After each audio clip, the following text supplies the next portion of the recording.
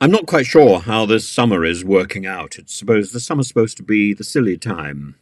But last week, the government had a priority on the small boats and has ended up with Legionnaire's disease and vacating the Bibby Stockholm and looking really rather like a dog with its tail between its legs. And this week it's going to do the same thing to the NHS. It started off very successfully by pointing out that people with cancer will no longer be able to benefit from a target, so you can be left with a very frightening diagnosis and not know what the hell is going on for week after week after week while you're in some sort of puddle of waiting. In fact, this has already begun. A friend of mine was diagnosed with cancer a short while ago, and in the end, she pulled together her family's money and got treatment privately because the NHS was dragging its feet so much.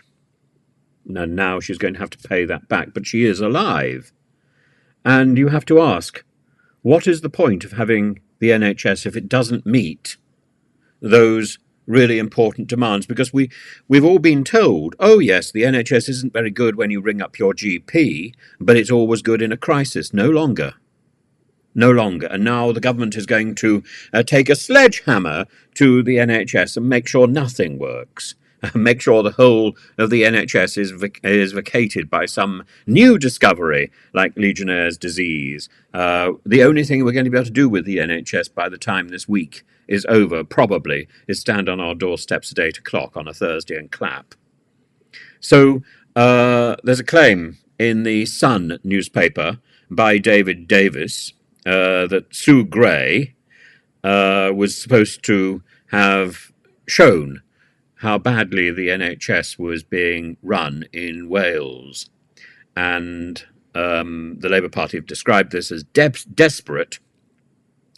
And it does seem a little bit silly, but, I should have thought there were problems in Wales. There are problems in Scotland. The latest solution that I've heard is that England is going to take Scottish and Welsh patients to be treated in England because why?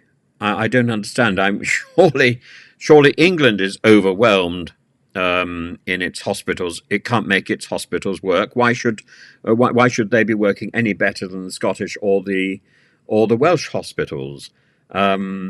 So again, once again, this is a nonsense. It's a sort of it's a knee-jerk response with rhetoric, which is presumably based on the idea that Scotland and Wales are primarily controlled by Labour, so they can't be doing very well.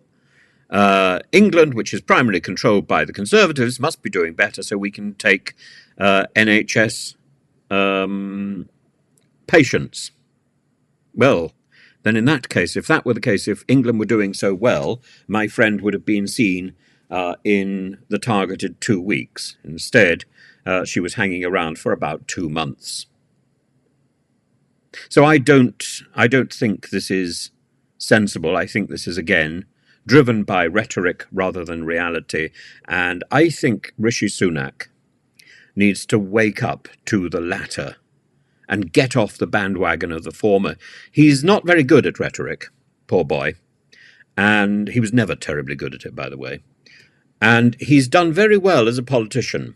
I mentioned this the other day and somebody castigated me. I was practically excoriated by their comment. But just think about it. Within 7 years of entering Parliament, he was in number 10. That is phenomenal. So on any level you want to judge him, he is an extremely adept and competent politician, or at least he knows the right people, which amounts to the same thing.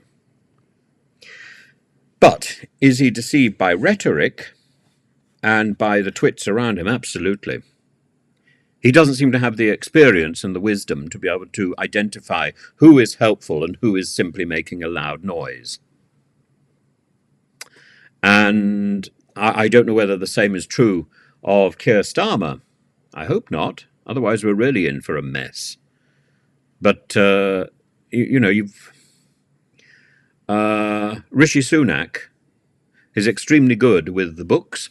He's extremely good with the maths and the economics. He's not very much of a people person. And I don't think we necessarily need a people person in number 10, but we do need somebody who is efficient and who puts in the work. And Rishi Sunak certainly seems to do that, but he relies on the wrong people. I think if you were to get rid of Suella Braverman and some of her ridiculous plans and focus instead on sorting out the NHS and sorting out the cost of living, sorting out our banking, and sorting out the the north-south divide. I think there's an there's an east divide as well and a west divide, but definitely a north-south divide. If we could sort out some of that before he leaves office, he would be leaving office with his head held high. As it is, it's going to be practically where so many people in the Home Office have got their tails.